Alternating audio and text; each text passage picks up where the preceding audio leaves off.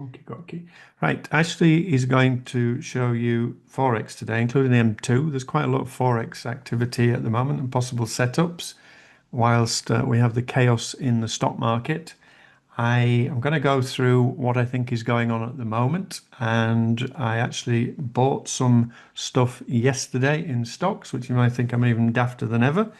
And I was working with a private client, and he has well about £100,000 to put into his tax. Well, it is sat in his tax-free ISA, and yesterday we spent £20,000 on buying some stocks, and that'd be 20% roughly of the cash he has available.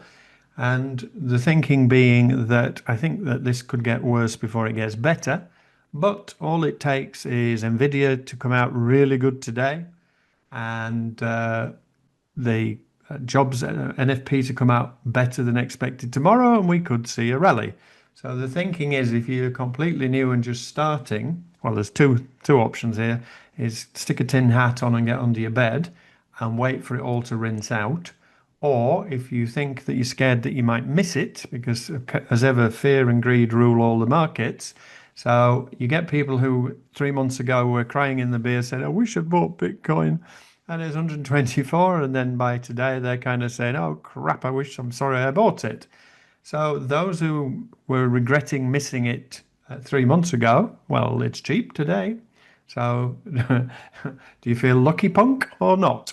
More folks just joined us as well. Hi, Alvin, Antoine, Brian, Clive, Craig, Australia, another Aussie, Dan, and said hello to everybody else earlier. So, yes, scary times. And I think the main thing to impress upon people here is you need to zoom out, because things at the moment, since Trump got in, we're literally reeling from one day to the next in in terms of news. Well, this happens, it goes and it shoots up, and then it shoots down, etc. Devon's saying, "What do I think of the recent slump in Bitcoin?" I'm going to cover that in a little while. Morning, John. And Tobias, hi Tobias in Sweden as well. So, 16th of October, US banks slump on fears of hidden credit crisis. Now, this could be the canary in the coal mine. And if you remember back to Lehman Brothers, it was all tied in with banking. The situation with private credit that's been going on as well, there was alarms going off in mid-October about this. And then that's 16th of October, 27th of October, the Dow, S&P, Nasdaq all hit all-time highs. Woohoo! We're going to the moon. Everybody's making a fortune and life's wonderful. And then today and yesterday, everything's tanking. Oh, this is last week. FTSE closed. Oh, the FTSE, the UK stock market closed at all-time highs. And I remember saying to you, this is nuts. There's no way on this earth I'd be buying this, because there's lunatics literally running the asylum, the financial side of the UK economy. I don't think one of them's ever owned a corner shop, and they're running billion-dollar budgets, and they don't know what they're doing. And so that was nonsense, and I did caution against that. And then the 7th of November, $1 trillion was wiped off US tech giants. And again, I've been talking about this. I sent a telegram to my investing group a few weeks ago, and I also will have spoken to you guys a fortnight ago when I was with you last. I'd sold half of the balance of my NVIDIA stock because to me it was nuts. The valuation was so extreme, it's insane. And I'm a little concerned about NVIDIA. NVIDIA is buying, because it's got so much cash, it's been buying up lots of companies. But lots of these companies are buying NVIDIA chips. And Tobias is with us. He's an accountant, and another accountant I was talking to the other week are all familiar with this kind of scenario. Now, I'm not saying under any circumstances that is what is going on, but there have been instances in other companies and other industries in the past that they can be creative with invoicing and other things. So the whole thing to me was just nuts, and it was time to take the profit and run. Now, what I have left in NVIDIA is bought and paid for. And if it all comes tanking down, I'm sat with cash waiting to buy, because I would like to buy this cheap. And I was just explaining that I was working with a private client yesterday with 100,000 more or less in a tax-free account in the UK, and we spent 20 grand, possibly a bit more. And as I say, you may think I'm nuts, but on the other hand, the fear is that you're going to miss out.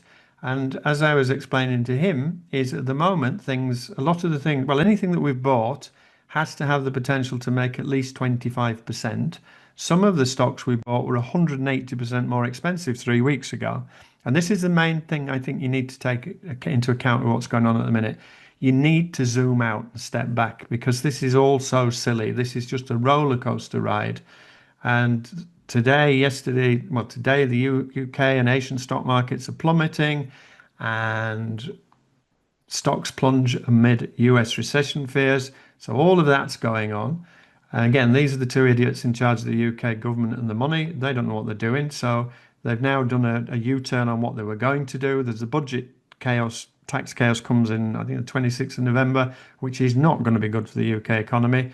One of the big insurance companies, I think it's AXA, has been dumping 10-year gilts, which is the UK equivalent of US treasuries.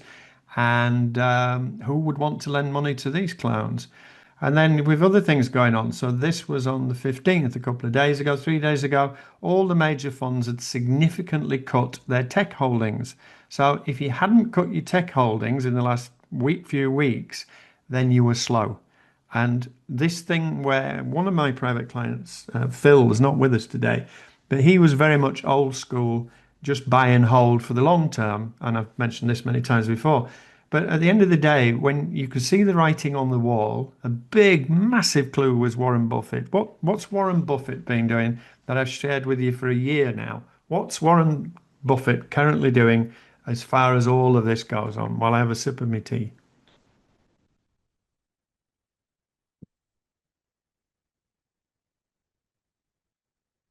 Yep, that's correct. So, as Adam says, selling, and Antoine and Tobias say sitting on cash, Ashley cash, John says getting cash, accumulating cash, sitting on cash. Exactly.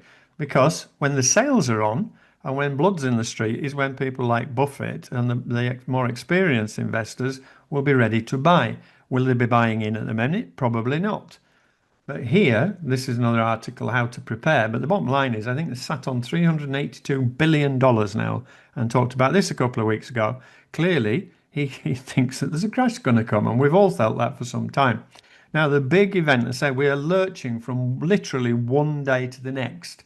So you have to have a longer term look at what's going on. But this is the big thing today. And the results for NVIDIA don't come out until the market closes, 2 p.m. Pacific time, which I believe is 10 p.m. in the UK. So they're 8 hours behind us. So 2 p.m. 10 o'clock in UK time. So that's after the market closes. So this is what everybody's waiting for now. If the results come out, everything about them are perfect, this could send everything back up again. Does it mean that the AI bubble is over and done with? That? No, I wouldn't be in a rush to buy any of these, but I will share with you what we were looking at and what we bought yesterday. Now, this is a big concern. Whilst the US government has been shut for I think it was 50 odd days, there was no data. And so there was no NFP data, particularly. This guy is on the Federal Reserve and he's talking about eye-popping layoffs. And he's obviously seeing the jobless figures before the rest of us. And clearly that is an issue in the US. So you've got the issue of the AI bubble, you've got the issue of layoffs, a significant amount of layoffs, you've got the issue of the credit crunch. There is all of a recipe for a big crash. And tomorrow we've then got the NFP, and I'm presuming this is October's NFP figures. And again, this could really rock the market. I'm sure it's NFP It's tomorrow. on Thursday, Mark. Oh, Thursday, yes. What day? Oh, it's Tuesday. Sorry, I've lost track of days. So you got NFP coming out, and everybody and his dog's going to be watching this. And if this is really bad, we're going down. You would think, but it depends on what NVIDIA does. And you know what it's like at the minute. It could well be that NVIDIA comes out really good tomorrow, and then NFP is terrible on Thursday.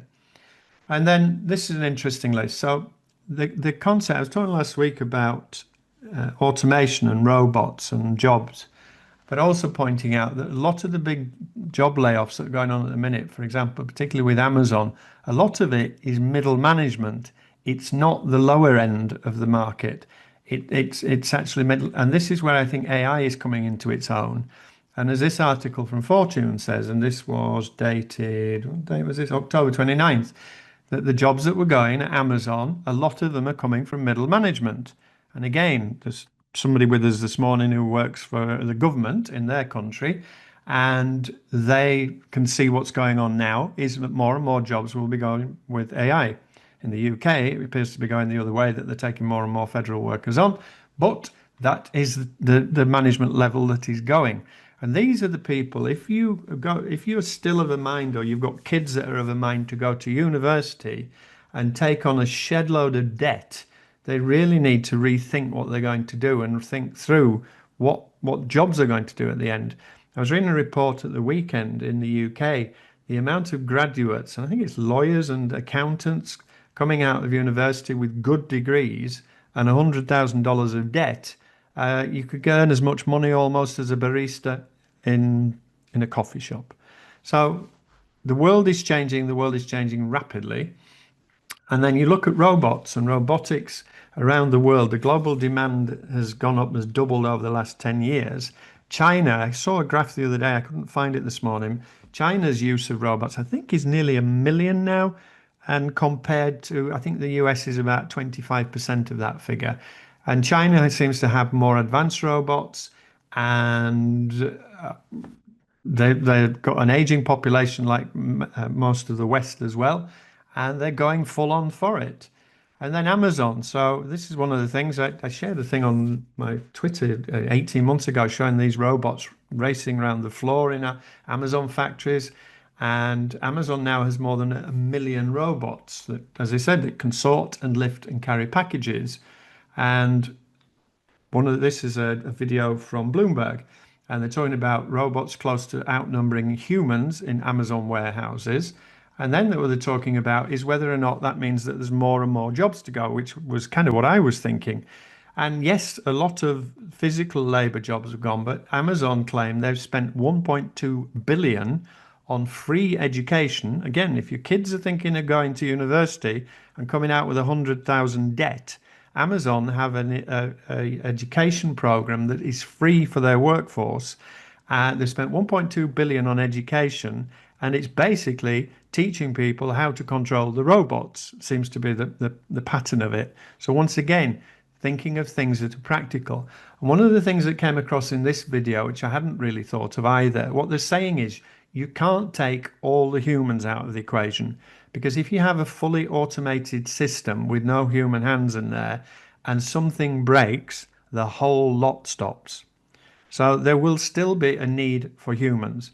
And in the video I just showed you prior to this, I'll put some of these links into the post. From this one, they're talking to some of the staff, and I mean, some of this work is highly repetitive. You've got people bending down, stretching up, twisting and turning all day long. Then these robots can actually be seen to be beneficial as long as there are other jobs to come along. Now, the other thing is 3-4 weeks ago, rare earth metals was the big thing, because Trump had put another tariffs battle with China, because China, as explained in recent weeks, China has got the West by the ghoulies and was squeezing, because they have controlled something like 90% of the production of rare earth metals. And so Trump was putting more tariffs on, panic on. The US government were actually buying shares in companies in the US, as well as giving contracts for guaranteed prices for rare earth metals. And Trump and his team are doing as much as possible to get things back onshore. And I showed you also the result of a deal with Australia for billions of dollars to do with rare earths. Then, and again, Craig's with us from Australia, and we had a chat about this a year or so ago, saying that the thing is with Australia, they produce all this, well, they dig all this stuff out of the ground, but they don't have the production capacity, and then they export it. So China buys a lot of this stuff. So there's a deal gone on there. But as a result of this China situation, the rare earth metals companies in the US went to the moon. They went absolutely nuts. And then 3 weeks later, there was the deal. Woohoo, Trump, we've solved the deal. This was the thing again, rare earth stocks explode as China. But as I explained to you a couple of weeks ago, the problem has not gone away. They literally have kicked the can down the road until the next fallout with China. But at the moment, they've got 12 months to try to reposition themselves. But China can do as and when it wants and tweak. And China did this with Australia a few years ago. They had coal barges. They're a big buyer of Australian coal, and it's a special kind of coal that's used in coal fired power stations in China. So China has a lot of its own coal mines, but it doesn't have the right kind of coal. So they were buying it. And what they were doing is they had these coal barges sat off the coast of China for weeks, refusing to unload them. And you imagine if you have paid a ship to carry X 100,000 tons of materials to China and it's sat there every day, it's costing tens of thousands. They also slapped on tariffs. I think it was 200% tariffs on Australian wine. So the Chinese will do whatever they want and whenever they want. So to me, this rare earth metals thing has not gone away. So one of the things I have been buying in recent weeks is USA rare earth, and I bought some more yesterday. And with the client I was just talking about as well, this is one of the ones I suggested to him. Now, I'll give you some categories and I'll tell you the categories that I am investing in. Again, if you are a nervous disposition or you certainly don't want to use money you can't afford to lose, because if there is a recession, you need realistically to have 6 months worth of cash to be able to live off. Because God forbid you lose your job or whatever, you need to have some cash. But if you have the benefit of cash and you're not sure what to do with it, and say 20% of the client's overall portfolio, we have invested in a mixture of things. And rare earth metals, I think I said rare earth metals was 5% we were looking at. It's more speculative, but it does have the potential to make, I think, much more money. And so this is USA rare earth metals. That says it on the name's on the tin. This was 200% higher 3 weeks ago when the US fell out with the Chinese. So on a basis of a bet, if I had a spare $100 or a spare $1,000, do I think that the risk reward of this is a good bet? For sure. And if it keeps going down, I will keep nibbling away. I'm not spending fortunes. I'm not throwing it all in on this. But I just think logically, 3 weeks ago, this was up here. This was the 13th of October. So just over 4 weeks ago, because of the panic. The panic has not gone away, in my opinion. And I did buy another one we bought yesterday, was another one, which was this ETF, REMX. Oh, we didn't get this yesterday. Right, we couldn't buy this one for the client yesterday because it couldn't make at least 25% to the recent high. I have bought in here. This was a pullback. I have bought in here and I bought in here and I've got the alarm set down here. So I need to be able to make 25%, as I've said. Then other things going on. So the crisis is over, not a problem. Yesterday, a new rare earth crisis is brewing as yttrium. And there's loads of these things I've never ever, I think most of us have ever heard of. But this is another rare earth element and it's running low due to Chinese export restrictions. So I just said earlier about the coal and the wine. The Chinese will do whatever they want, the same as the Americans and all the rest will play these games. So that is just another kind of little drip of, hang on a minute, this rare earth problem is not going to go away. Then the other one, so gold, I've explained for years with you, and I explained why the miners were a better bet than gold in percentage terms. So we bought some gold miners yesterday, and one of the ones that we bought was a G, I think, from memory. And remember, has to be able to make 25%, otherwise not going to buy. So AG yesterday, this was the one I had bought in here the other week on a pullback to a trend line. And yesterday for the client we bought here, and that was 34% higher 4 weeks ago. So gold, the situation with gold for me hasn't changed. I have more than 25% of physical, my overall portfolio of physical gold and silver. I have twice as much silver as gold because it's needed in production and expanding production. And then the miners are the ones that give me the leverage. So of my stock portfolio, I'm thinking there's probably 25% of that is tied up in gold and silver miners for the reasons I've explained before. And then this is the critical list of critical minerals that are now on the list, the protected list from the USA. And interestingly, the other week, silver was added. So already I've been in silver for 4 or 5 years now, but silver has suddenly been added. And as I explained before, it's used in electrical circuits, batteries, solar cells, medical instruments, cars, aeroplanes, you name it, silver is used. There ain't enough of it. You can't suddenly open another mine within a very short space of time. And therefore, for me, I am happy to continue to have money tied up in that. And it's like saying with Warren Buffett that he's got his money, his 360 billion tied up in cash. It's obviously not in cash. He's got it tied up in short-term US bonds that will maybe 3 months or 6 months. So he can sell out, get out of that, and buy when he chooses. Now, another thing I was explaining yesterday to a client with gold and silver, you have three divisions of gold and silver, which I've mentioned before. You got the Premier League, which is BHP, etc. Franco Nevada. You don't make a great deal out of them, or for me, I'm not interested because I can't make 25%. But what you do have, you have areas where that, let's say for here, BlackRock Desert. I can't even read what it says, but this is, let's say this is an existing mine and this is producing. Remember, 10 years and $1 billion to open a new mine. So if company from the second division has got a mine here or has found deposits here, that becomes very interesting to this company because they've already got the infrastructure, they've got the road, they've got the rails. It's not a big leap to go into here. And the other thing with this, why you've got it splodged all around the place like this, when you look at California from the gold rush in the 1870s, at the time physically, this is how they were mining it. They were either blasting holes in it into the rock or making tunnels down like this, and they could probably go down. I don't know what the maths is, but maybe it was 100 meters. Well, now with the drills that they have, they can go down 2, 3, 4 kilometers.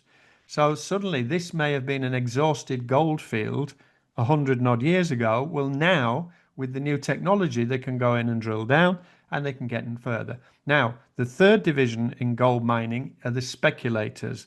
And those, for me, are too risky because even if they find it, unless they can get a big company to buy them out, they're going to have to find the capital, and it's a massive expense. They're going to have to find the capital to do it. They're going to have to put all the infrastructure in, and it's going to take years before they will actually see some production. So I don't bother with explorers as per se, although I think AG is one of them that does exploration as well as currently mining. Then crypto. So Devon said, what do you think's gone on with Bitcoin? Well, there's a few things with Bitcoin. One is obviously the markets are nervous, so the people are pulling the money out. But there's a really good article the other day. I'll have to dig it out from Arthur Hayes, and talking about BlackRock. And one of the things I said, explained in 2020, when the big firms come in, it's going to bring in a lot of money, but it's also going to mean that they can manipulate. And BlackRock, I'm pretty sure that their IBIT, their ETF, can be long and short Bitcoin.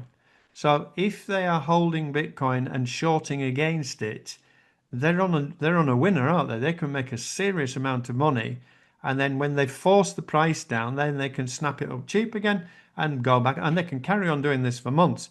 Now, it does make me wonder because I explained before, Trump needs, and the Trump administration need Bitcoin to go up.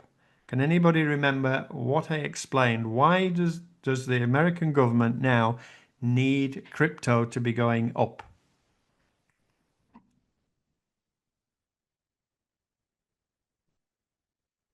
Yeah, as Dan says, learn to fix robots for jobs. I mean, again, thinking of jobs, my youngest son was thinking of retraining as a coder for coding programs and things a few months ago, a few years ago, and I said to him, "Hey, I wouldn't bother with it because AI will take over within the next amount of months, and coding is one of the jobs that is going and being replaced very quickly now by AI." China smart port robots. And then Devon says in Dubai, they're very close to implementing robo-taxis. I mean, they've got them in China now. I think it's Wuhan's got hundreds of the things running around. And they also have it where you don't have to park your Tesla up for an hour and recharge it. you go into what looks like a car wash, and you drop the battery out of yours, and then they replace it with another battery, and you're in and out in 2 or 3 minutes. So China is way ahead of the curve. Devon's from the UK, but he's currently living in Dubai, so he's seen what's going on there. Tienis, our colleague, is living in Riyadh in Saudi Arabia at the moment, and he says it's going nuts and cryptos everywhere. But what Devon's saying is that the robo-taxis will slowly replace human drivers. And they said last week, drivers by all account are the biggest, the most amount of people in the world employed in a job are drivers, and that is a job that will disappear. I mentioned before, I saw a clip on YouTube a while ago. It was about 6 months ago, and it was showing you a truck hurtling down a motorway in China, and it didn't have a cab. So again, they're willing to take the health and safety risks and get these things on the go. I think it's Dubai. Is it Dubai, Devon, where the entire metro system doesn't have drivers or everything's computerized? Dan says, yeah, I think plumbing and electrical are still solid. Yeah, I said that the other week, and then there was another video I'd watched on YouTube where the guy was saying that will go eventually. But I mean, at the end of the day, you're going to need somebody to put their hand down the toilet or crawl through a wall. So for now, yeah, I would think plumbing for sure. New builds, I mean, in America, houses are built with wood anyway. In the UK and Europe, majority housing is built with brick, which takes a lot longer. But you also have these things now where you've got what's it called? These things that print, these printers. Oh, I forgot the name.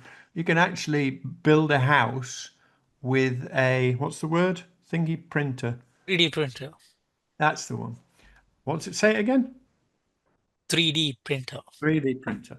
So I can see a scenario. I mean, in the UK, I've thought for years, you have an aging population. You've got the baby boomers generation who bought houses, and my accountant from years ago in the UK, I mean, he's probably got away with it, but he just used to buy bigger and bigger houses every few years, and his plan was to then downsize because it was tax free. If you sell a house in the UK at the minute, it's tax free. But the point is now they need extra 2 million houses, I think, in the UK. There's no builders left. All the plumbers have gone back to Poland. So there's not enough training gone on in the last 20 years for apprenticeships. So there's nobody to do the work.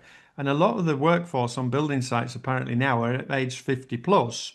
So there's not the capacity to do it. So you're going to see, presumably, more and more prefabricated houses going up because it's the only way they can do it. And that's what they did at the end of the Second World War. When the war was over in the UK, a lot of the houses were prefabricated in a factory. So they do it with hotels in the UK. I think it's Travelodge. They just deliver it on the back of a truck. Each bedroom unit is pre-made, and they just slot them in like a Lego kit. Yep, and Devon says they make the houses in the factory. Takes a few days to assemble on site. Yep, for sure. So Trump, the question I was asking, why does Trump need crypto to work? Can anybody remember? Not you, Ashley. Stable coins. For every stable coin issued, the stable coin companies like Circle, and I did buy a bit of that stock the other day, have to have an equal amount of US dollars. Well, again, they're not going to just sit with them there in cash. They are buying short-term US treasuries that are paying 3.5–4%. So not only do they make money from the spread, but they are buying US treasuries. The US is struggling at the moment because China and Japan, the previous biggest buyers of treasuries, are not buying them anymore. And when the old ones come up for renewal, they're not renewing. So for the US, a lot of what Trump's doing at the moment is dependent on crypto. The other thing with Trump is he tends to measure his success on the stock market, and there is the midterms next year in 2026. Now, for him and for the Republicans, they could afford a crash for 3 or 4 months. So again, my thinking is I don't want to be fully out of the game, and I am willing to take the hit in the short term. But politically, for the Republicans to not lose control of the House next year, they have to be in and out of a recession. So I suspect this is going to be a short, sharp nasty drop.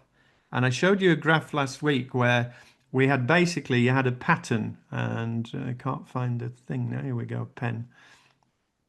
So I showed you from 2008, we had the big run up for the 2008. Then there was a mini crash, and then there was a pullback, and then there was a big drop. And what I said to you last week, I said, this is where we are now. So is this that we are going to see a rebound, or is this that we are going to see a bigger drop? And actually, within this drop, there was another pullback. Now, we've been lucky the last 10 years because just buying the dip for the last 15 years, buying the dip has worked. And even after the COVID crash and the mini crash in 2018, buying the dip worked. But when it went very quickly, and it went down 60%. Now, gold went down 30%, but I've shown you before, the S&P took 5 years to recover. Gold only came down to here, and the gold went like that, which is why I am heavily into gold and the miners. Brendan says, do you expect Santa will come to Wall Street again like last year? Well, that's the hope, isn't it, Brendan? That's what traditionally has gone on. But whether it's going to happen this time or not is anybody's bet. And as I've just shown you now, you have this scenario at the moment where tomorrow is important, Thursday is important, everything's important. And one of the things that they've got with the scenario with Trump, you always can have this thing where they can talk something up. And that's one of the options they've got. I mean, he's not got control of the Fed at the moment, but the Fed also, what's going on with the Fed at the moment is quantitative tightening has been going on for some time. And now they've said they're going to stop.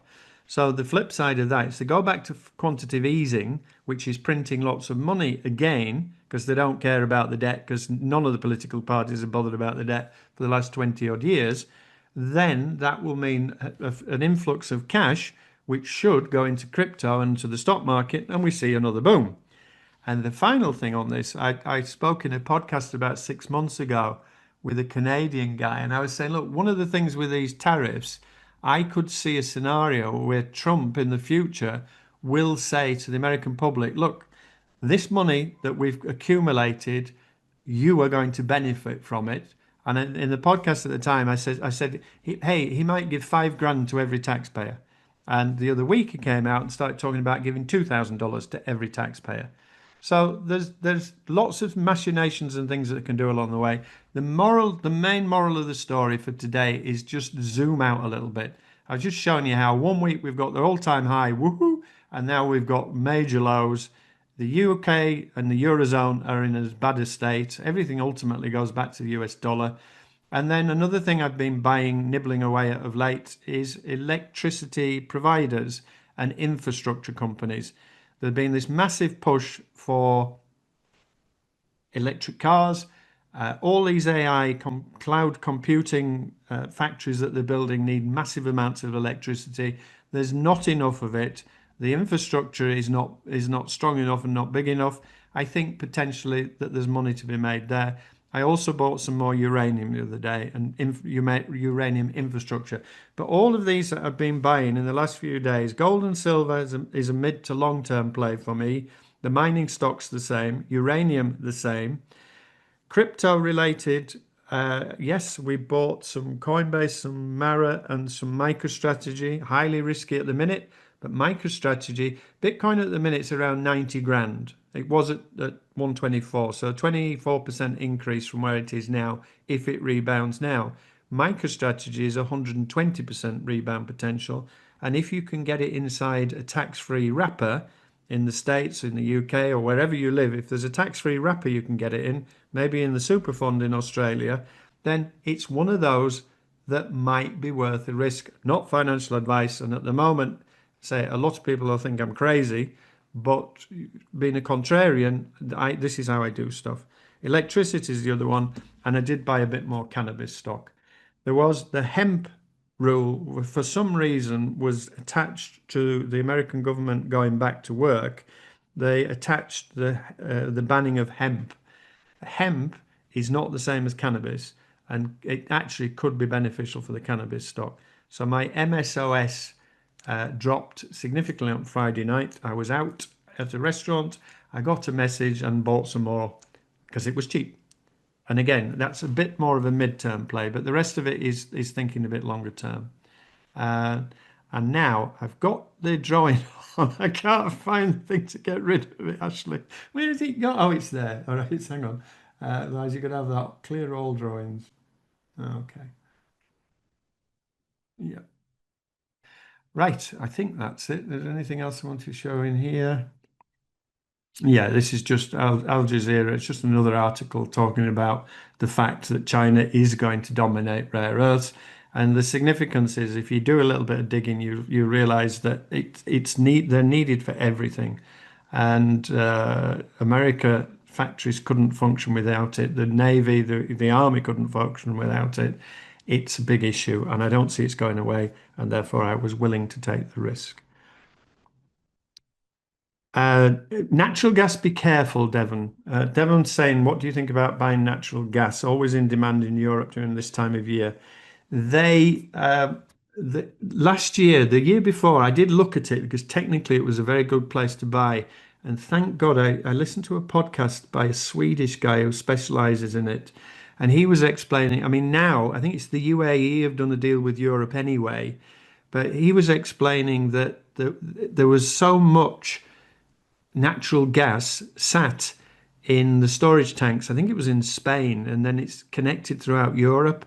There was that much of it that they had ships parked off the coast that couldn't unload. And the thing is with natural gas and coal and any kind of winter fuel, if it's a mild winter, it won't be needed. So just like oil, Devon, I wouldn't get involved with natural gas personally. And Devon says, "What's counting the cost on Al Jazeera? Good program." Yeah, I try to look at different countries for news. I mean, the BBC is quite rightly being slated at the moment for the disgraceful way that they edited a Trump video. And this is not an isolated event with the BBC. The BBC have been doing this for years. They are so biased when it comes to climate change. And now we're not talking global warming anymore because there's no real proof, I think, in the last 20 years.